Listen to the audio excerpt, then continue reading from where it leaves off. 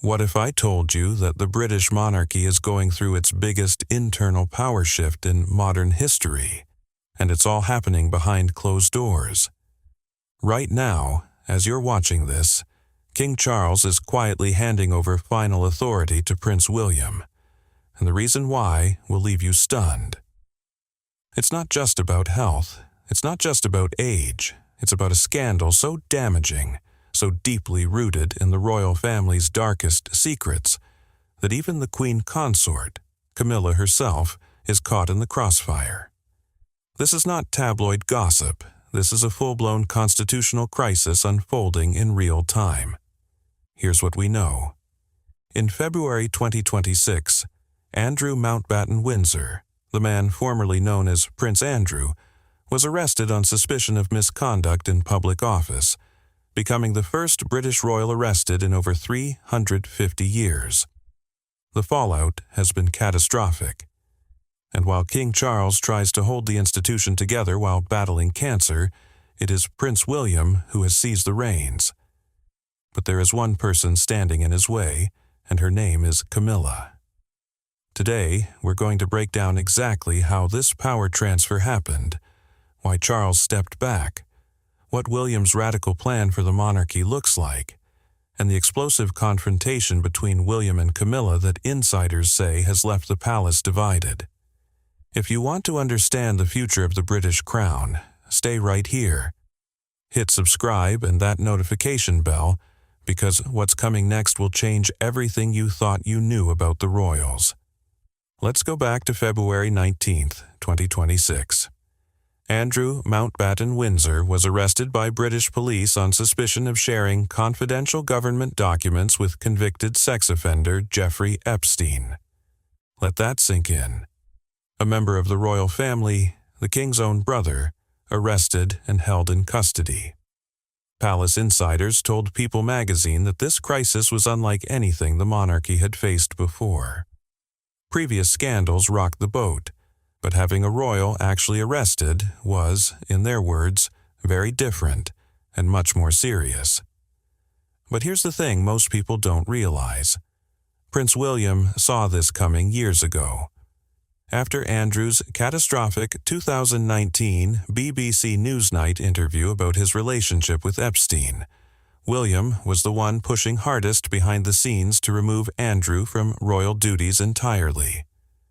According to royal author Russell Myers, palace aides had been warning about Andrew's behavior for years, and it was William who made the case to senior royals that protecting the monarchy's reputation had to come before family loyalty.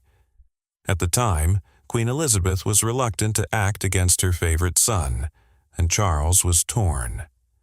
But William never wavered. Now, with the arrest making global headlines and protesters showing up outside royal engagements carrying placards about Andrew, William's warnings have proven devastatingly accurate. And that vindication has given him enormous leverage inside the palace. To understand why Charles is handing over authority, you have to understand what he has been dealing with physically. King Charles III became monarch in September 2022 at the age of 73, making him the oldest person ever to ascend to the British throne. Then, in February 2024, he was diagnosed with cancer. The specific type was never publicly disclosed, but treatment stretched through all of 2024 and into 2025. At 77 years old and still undergoing treatment, Charles is well aware that his reign may be one of the shortest in modern British history. And it's not just his own health. Princess Kate was also diagnosed with cancer in March 2024, undergoing preventative chemotherapy that forced her to step back from public duties temporarily. The double health crisis rattled the monarchy to its core and forced some very uncomfortable conversations about succession timelines. Sources close to the royal household have indicated that Charles began seriously considering transferring key duties to William and Kate as early as 2025. While Buckingham Palace officially denies any plans for abdication, the reality on the ground tells a very different story. In 2025, William and Kate were granted authority to issue royal warrants, allowing them to endorse brands and products on behalf of the crown. That might sound like a small administrative detail, but in royal terms, it is a massive transfer of institutional power. William isn't just being consulted anymore, he is making decisions. A royal source described the situation perfectly.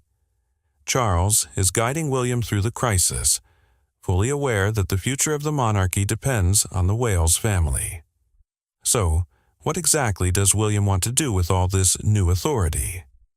In a word, modernize. Prince William has been quietly building a blueprint for a completely different kind of monarchy. During his 2024 tour of South Africa, William told reporters he wanted to approach royal duties with, quote, a smaller R in the royal.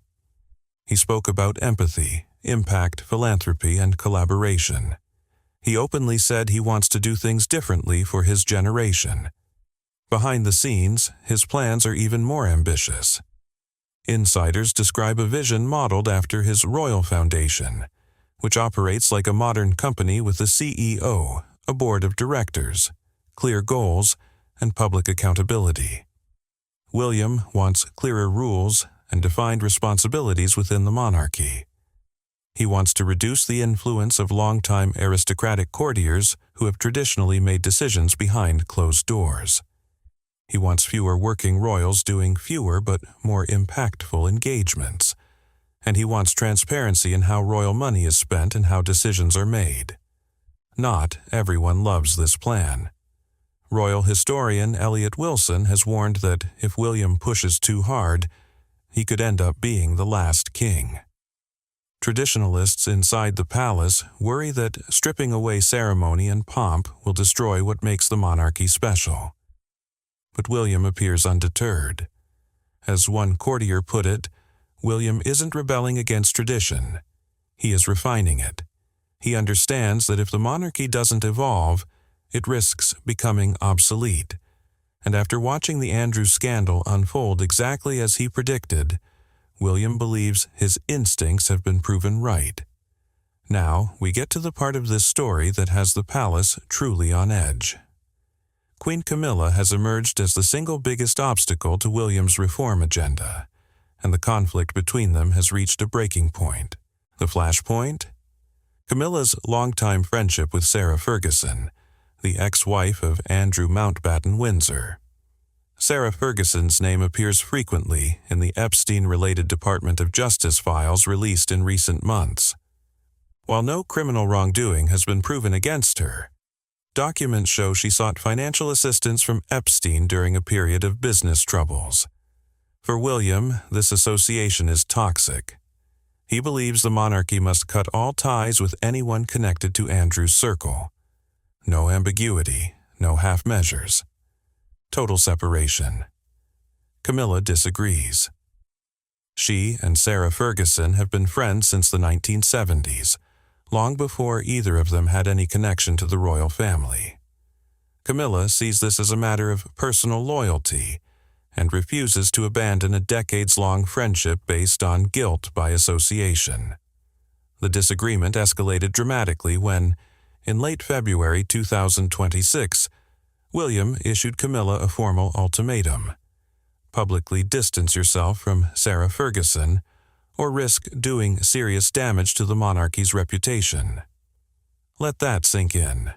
The heir to the throne issued an ultimatum to the Queen Consort. Insiders told Radar Online that William had massively overstepped the mark in some people's eyes.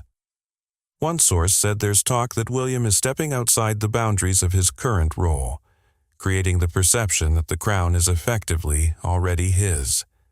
But another faction within the palace supports William completely, arguing that decisive action is the only way to save the institution.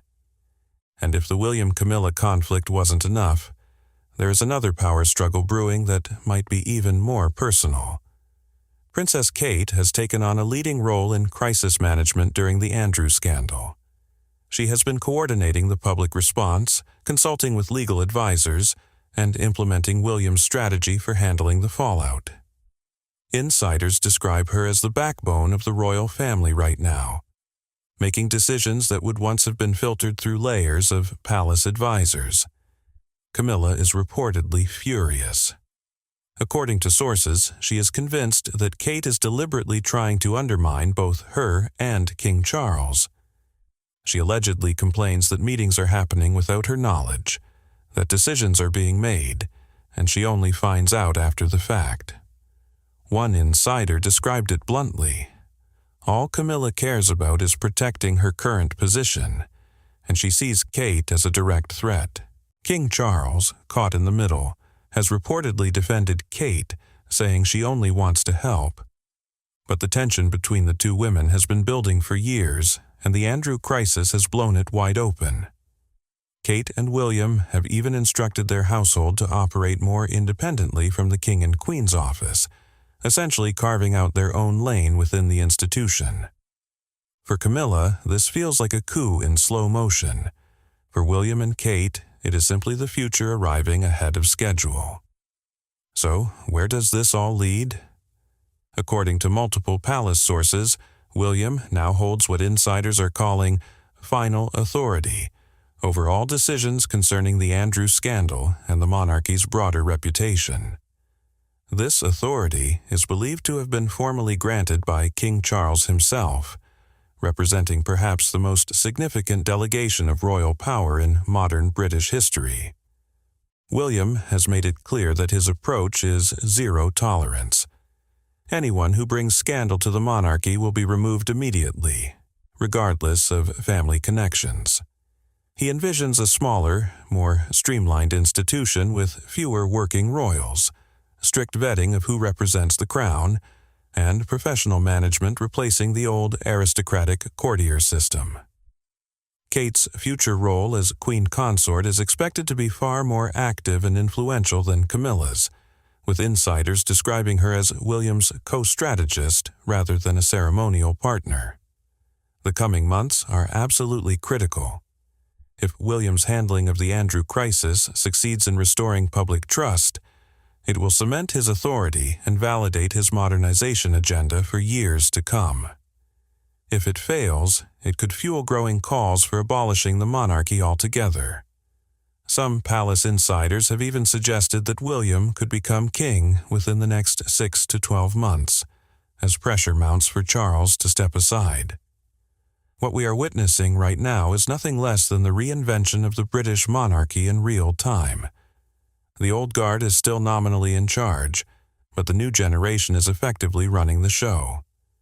Charles is delegating, Camilla is fighting to maintain relevance, and William and Kate are building the future they believe the institution needs to survive. So, I want to hear from you. Is William right to draw a hard line and sever all ties with Andrew's circle? Should Camilla end her friendship with Sarah Ferguson for the sake of the monarchy? And the biggest question of all, could this internal conflict actually accelerate Charles stepping down and William becoming king sooner than anyone expected? Drop your thoughts in the comments below. I read every single one. And if this video opened your eyes to what is really happening inside Buckingham Palace, smash that like button and subscribe to the channel. We have major content coming up on William's restructuring plans, Kate's expanding role, and the legal battle surrounding Andrew that could shake the monarchy to its foundations. You do not want to miss it. Until next time, stay informed, stay curious, and I will see you in the next one.